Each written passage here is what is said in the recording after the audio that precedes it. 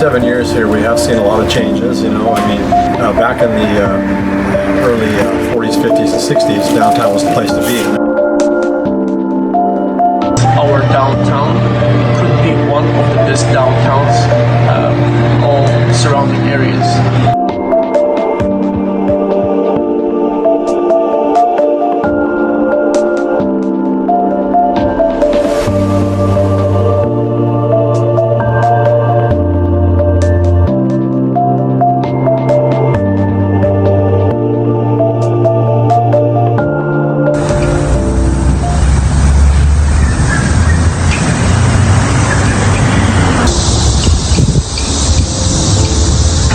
Downtown Ontario, the fourth most populated city in the Inland Empire, 35 miles east of Los Angeles in San Bernardino County, the fifth most populous county in California. A downtown with a 128-year history, one that grew from one man's mind of pure determination, an idea that then flourished into a city where 175,000 plus call home today. We all revere our home and want nothing less. We're all aware that time changes everything. And today in downtown, change is imperative for not only the future of Ontario, but for the future generations who will call Ontario their home. But what needs to change? How could downtown be better? To get a better understanding and a better perspective of things, I went to downtown to meet with a few business owners. Mike, owner of Easton Flower, is someone who sees foot traffic on a daily basis on Euclid Avenue and recognizes that most people just keep on passing by. You can call me Mike. I'm the manager and the owner of Easton Flower. Our downtown could be one of the best downtowns, all surrounding areas. A couple things can be done to help in bringing foot traffic, such as adding more bars, restaurants, even some housing around the downtown could make it more attractive. We're very happy to hear that the city is working on improving the downtown. I know there are a couple projects they're working on, and we're happy to hear about that. For sure, this will attract foot traffic, and that's all what we want, just to give more attention to the downtown and to bring more foot traffic.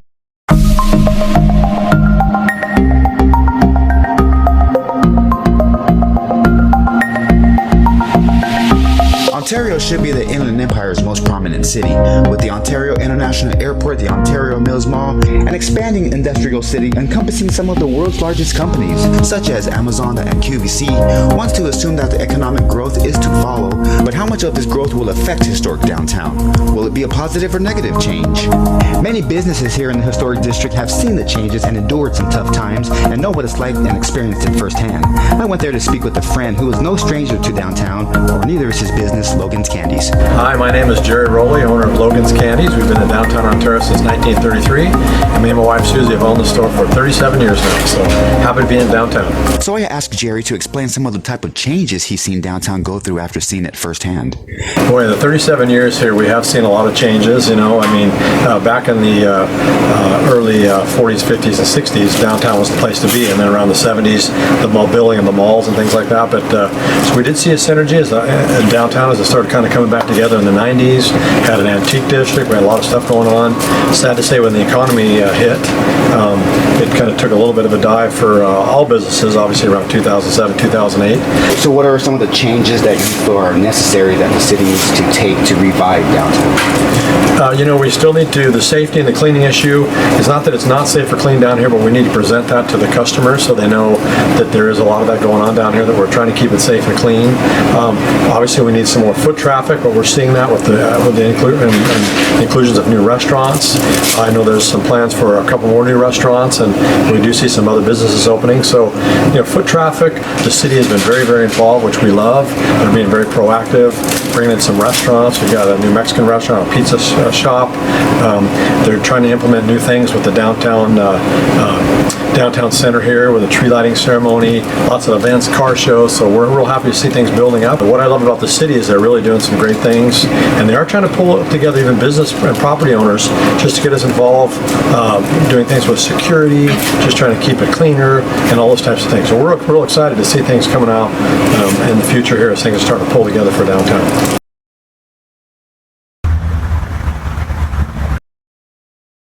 Attempts to revitalize downtown has begun, given last year the city was awarded $35 million to restore and build for a modern urban village. Construction can be seen throughout downtown, from underground water pipe repairs, new establishments coming to downtown, to new dog parks popping up.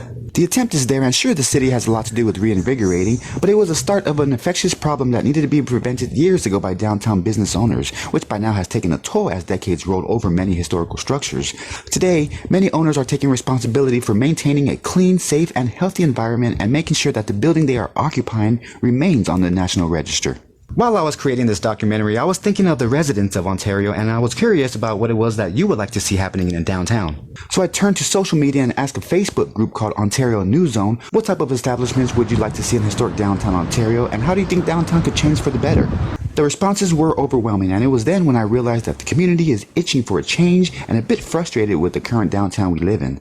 And after reading all of the comments, I see that some of the establishments that people want to see in downtown are actually happening. A good majority of the people suggested a welcoming environment in downtown to be able to relax with outdoor music, coffee shops, restaurants, a brewery, and an ice cream and yogurt shop.